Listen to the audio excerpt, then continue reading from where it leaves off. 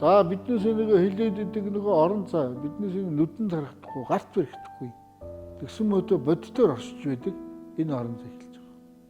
Тэгэхээр тэр орон зай нэг тэнгэрийн орон зай тийм ээ. Одоо яг л тэр хий биений орон зай эхэлж байгаа л да. Нүдэн тархад гарт тэгсэн мөдөө боддоор оршиж байдаг. Энэ юу вэ? Шинэ агаар байж байна. Биднээс сэтгэл байж байна. Энэ бол боддоор шүү дээ. Тэгсэн мөдөө биднээс энийг тайлбарлаж чаддаг. Биднээс бүр одоо цаг хугацаа орон зайгаа хүртэл биднээс тайлбарлаж чаддаггүй шүү дээ. Чи нэг үнэн гэл ингэ юм хэллээ гэхүүл яах. Нөгөө үнэн маань дандаа өнгөрсөн цаг дээр байж. Чи нэг хөдөлгөөний үнэн гэллэхэд эхлэл ба төгсгөлийг л өнгөрсөн цаг дээр хэлж идэг зүйлийг л байх гэж байна. Тэрээс яг л одоо цагаараа хэлээл ингэж байгаад үл тэр байхгүй шүү дээ. Биднээс дандаа үнэн дандаа өнгөрсөн цаг дээр байж.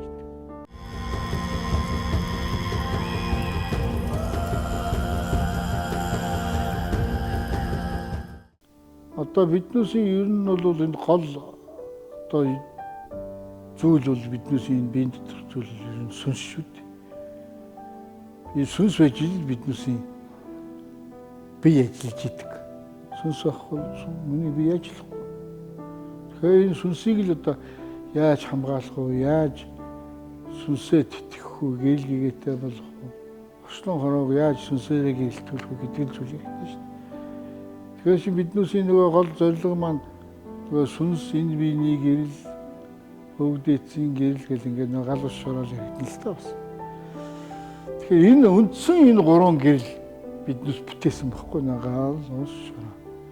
Тэгэхээр үндсэн энэ гурван гэрэл маань биднээс бүтээгээд за хүн болгоод ингээд амьдруулаад явж хахад гадны ёс юм байна шүү дээ. Одоо чи биднээс бүр энэ өөрийнхөө оюун ухаанаа хүртэл миний зүгээс тийм гадны олдвол чанар юм гэж хэлээд байна. Тэгвэл дээрээс нь ахаад гадны нөгөө бурхан буюу сүнс хэрэгтэй. Бурхан буюу одоо шашин хэрэгтэй. Тэгэхээр чи тэр маань одоо бас л гадны явж байна. Нөгөө энэ биеинд оруулах одоо чинь сая бол нэг олдвол чанарын оюун ухааныг ярьж байхад энэ бол гадны зүйл тийм ээ дөрөвдөгч. Бидэнд бол биднээс үндсэн биднээс энэ бие дотор байгаа гурван юм байна шүү дээ. Энэ биений гэрэл, энэ бичийн ээж аав маань энэ биеийг бүтээчихэж байгаа шүү дээ. Тэгэхээр энэ ээж аав бүтээсэн энэ бие маань эс маань тийм үү? Төрөөд гараад ирэхээр энэ бие гараад ирж байна. Тэгэхээр энэ бич өөрийн гэсэн гэрэлтэй биш тийм үү? За. Ээж аав бүтээсэн гэрэл энэ биеийн дотор байна тийм үү? За тэгсэн чи өөрөө гараад ирсэн өөрийн гэрэл байт юм. За гуравдагч нь. Нэг ирсэн сүнс буюу сүнсний гэрэл. Ийм л гурван зүйл. Өөр гадны ямар ч юм баг. Тэгэхээр одоо энийг бол хүмүүс бол ингээл тайлбарлаж бүгд таашаа шүү дээ. Угаасаа л мэдээж энэ зүйл байгаа шүү дээ. Тийм байна. Ээж аваад биднээс бүтээсэн юм чи тийм биз дээ.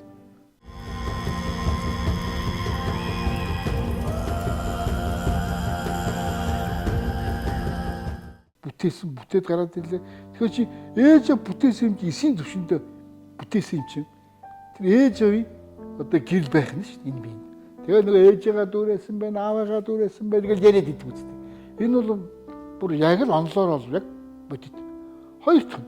Энэ бие чинь гараад ирсэн юм чинь өөрийн энэ биений гэрэл гэж байгаа шүү тийм үү? Энэ бол бодитоор тийм үү? За гурав дахь. Сүс. Одоо энэ биеийг ажилуулад байгаа шүү. Ажлуулаад байгаа гэж би хэлээд байна шүү дээ. Энерги гэл гурав.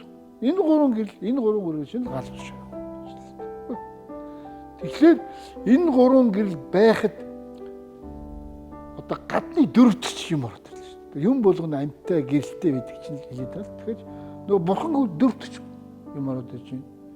За тэгээд нөгөө шашингуудыг бол бас адилхан юм болгон өөрийн гэсэн амьтаа гэрэлтэй байдаг.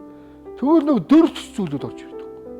За биднээс нөгөө ухамс оюу олдвол чанарын оюун ухаан гэж хэлээд байна. Тэр чинь бас өөрийн гэсэн гэрэлтэй оюунтай гэсэн. Тэгэхээр тэр дөрөвдөж зүйл орж ирэл бидэнд одоо энэ биеинд гадны нөхцөл орж ирдэг гэсэн. Тэгэхээр бидэнд саад болно гэсэн үг шүү дээ. Гадны юм чинь хүний юм дээр хөөдгөнтэй адилхан шүү дээ. Тэгэхээр ийм л үчтэй.